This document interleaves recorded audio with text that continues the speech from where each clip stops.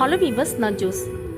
அமெரிக்காவோட நவடா பாலைவனத்தில் லவ்லாக்னு ஒரு குகை இருக்கு. 1911 இந்த லவ்லாக் குகையில வவ்வால்களோட எச்சங்களை கலெக்ட் பண்றதுக்கு சுரங்க பணியாளர்கள் அந்த குகைக்கு போனாங்க.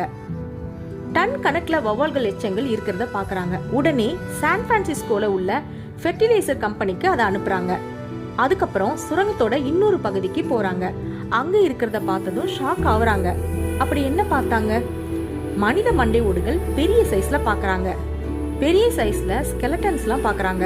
கிட்டத்தட்ட 12 ஃபீட்ல இருந்து 15 ஃபீட் ஹைட் மனிதர்கள் இந்த குகையில வாழ்ந்ததற்கான ப்ரூஃப் கிடைச்சதா சொல்லப்படுது. அந்த ஜெயிண்ட் மனிதர்களுக்கு ரெட் கலர்ல ஹேர் இருந்ததையும் கண்டுபிடிக்கிறாங்க. 16 இன்ச் செருப்புகள், அவங்க யூஸ் பண்ண ட்ரெஸ், பழங்கால வெசல்ஸ்னு எல்லாமே மெகா சைஸ்ல இருந்திருக்கு. இதை ரிசர்ச்சர்ஸ் கண்டுபிடிக்கிறாங்க. பட் இந்த இனம் எப்படி அழிஞ்சுது அப்படின்னு தெரிஞ்சுக்கணுமே. ஸோ தொடர்ந்து ரிசர்ச் பண்ணதில் 1800களில் இந்த ராட்சச மனிதர்களை பற்றி எழுதின ஒரு புக் ஒன்று கிடைக்குது. இந்த புக்கை எழுதினது சாரா வினய்முக்கான்னு ஒரு லேடி. யார் இந்த சாரா வினய்முக்கா?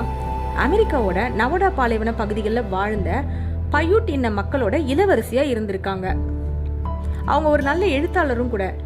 இவங்க இன மக்களை பற்றி லைஃப் அமாங் தி பையூட் என்ற ஒரு புக்கில் இதில் அவங்க இன மக்களை பற்றி எழுதியிருக்காங்க.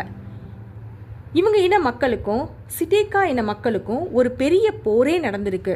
பையூட் மக்கள் சிட்டேக்கா மக்களால் ரொம்பவும் அஃபெக்ட் ஆகியிருக்காங்க. இந்த பையூட் மக்களை சாப்பிடவும் செஞ்சுருக்காங்க. ஒரு கட்டத்தில் இதெல்லாம் ஸ்டாப் பண்ணுறதுக்காக 3 இயர்ஸாக மிகப்பெரிய வார் நடந்திருக்கு. இந்த வாரில் பையூட் மக்கள் ராட்சச மக்கள் ஃபுல்லாகவே அழிச்சிட்டாங்க. மீதி இருந்த மெகா சைஸ் மனிதர்களை இந்த லவ்லாக் கேவ்ல வச்சு எரிச்சிட்டதா சொல்லப்படுது. லவ்லாக் குகையில் தீக்கலை மூட்டி எரிச்சதற்கான ப்ரூஃபும் கிடைச்சிருக்கு.